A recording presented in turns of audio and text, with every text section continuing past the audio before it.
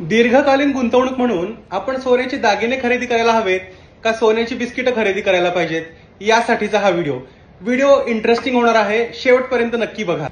इन्व्हेस्टमेंटचा thumb rule असा असतो, आपण एखाद्या ऍसेटमध्ये जितक्या जास्त कालावधीसाठी इन्व्हेस्टेड राहू त्या इन्व्हेस्टमेंट ऍसेटमधनं आपल्याला मिळणारे रिटर्न्स हे एक्सपोनेन्शियली वाढत जातात. ही गोष्ट आणखी समजण्यासाठी आपण एक उदाहरण घेऊया. 2000 साली सोन्याचा दर होता 5,000 रुपये प्रति तोळा.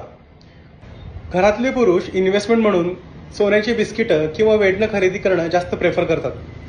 ऑफिसमध्ये गेल्यानंतर त्यांना जेव्हा कळतं की आपण 5,000 रुपये प्रति तोळा घेतलेलं सोनं आज 25,000 रुपये प्रति तोळा झालेलं आहे, त्या दिवशी काय करतात? ते घरी जातात. दुसऱ्या दिवशी ऑफिसला येताना कपाट उघडून वेडणं किंवा बिस्किट घेऊन येतात, सराफाकडे जातात आणि 25,000 रुपये त्याचे घेतात आणि घरी जाऊन बायकोला थाटात सांगतात की हे बघ, 5,000 रुपयामध्ये घेतलेल्या सोन्याची आज 25,000 रुपये मी आणलेत.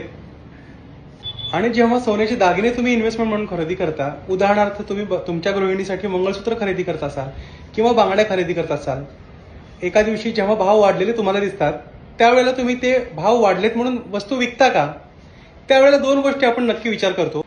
पहिली गोष्ट, जेव्हा आपण दागिना खरेदी करतो, आपला एक स्पेशल ऑकेजन सेलिब्रेट करण्यासाठी आपण तो दागिना खरेदी केलेला असतो, त्यामध्ये आपल्या इमोशन जोडलेले असतात. दुसरी महत्वाची गोष्ट, आपल्याला हे सुद्धा माहिती असतं की आपण दागिना खरेदी करतेवेळी 10% किंवा 12% त्यामध्ये आपण मजुरी सुद्धा दिलेली आहे. आणि सगळ्यात महत्वाची गोष्ट, दागिना हा तुमच्या घरातल्या स्त्रीच्या ताब्यात असतो. त्यामुळं जेव्हा तुम्ही हा दागिना विकण्याचा निर्णय घेत असता किंवा विचार करत असता त्यावेळेला ह्या तीनही गोष्टी, तुमची गृहिणी असेल किंवा तुमचे इमोशन्स असतील त्या दागिन्याबद्दल जोडलेले आणि आपण पे केलेली मजुरी असेल, या तीनही गोष्टी रिस्ट्रेनिंग फोर्स म्हणून काम करतात. त्या तुम्हाला दागिना विकू नये या पद्धतीनं विचार करण्यासाठी जास्त प्रवृत्त करतात. याचाच अर्थ असा आहे की तो दागिना आहे म्हणून 25-30 वर्षापर्यंत आपल्या सोबत टिकतो. आता आपण पुन्हा त्या 2000 सालच्या उदाहरणाकडे येऊया, जेव्हा आपण 5,000 रुपयाने ते सोनं खरेदी केलं होतं तोळाभर. आजचं त्याचं व्हॅल्युएशन हे 95,000 रुपये प्रति तोळाचं झालेलं आहे. सोन्याची व्हॅल्यू, आपल्या दागिन्यांची व्हॅल्यू 20 पटीनं वाढलेली आहे. त्यामुळं आपण जो 10% किंवा 15% जे आपण मजुरीसाठी पे केले होते ते अगदी नगण्य होऊन जातात.